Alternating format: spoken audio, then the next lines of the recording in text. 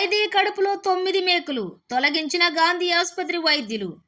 ఇనుప మేకులు మింగి ప్రాణాల మీదకు తెచ్చుకున్న ఓ రిమాండ్ ఖైదీకి గాంధీ ఆసుపత్రి వైద్యులు మెరుగైన వైద్యం అందించి కాపాడారు. ఎండోస్కోపీ ద్వారా 9 పొడవాటి మేకులను బయటకు తీసి పునర్జన్మనిచ్చారు.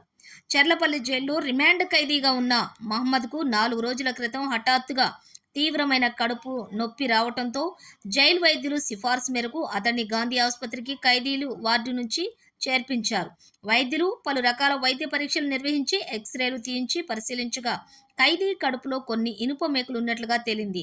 గ్యాస్ట్రో ఎంట్రాలజీ విభాగాధిపతి ప్రొఫెసర్ శ్రవణ్ కుమార్ నేతృత్వంలో మరోసారి వైద్య పరీక్షలు చేశారు. రోగి ప్రాణాలకు ఎటువంటి ప్రమాదం జరగకుండా సుమారుగా 45 నిమిషాల పాటు శ్రమించి ఎండోస్కోపీ ద్వారా 9 మేకులను విజయవంతంగా బయటకు తీశారు. సుమారుగా 5 అంగుళాలుండే ఈ మేకులను రోగి కావాలనే మింగాడని, అందుకు కారణాలేమిటో ఆరా తీస్తున్నామని జైలు వర్గాలు తెలిపారు.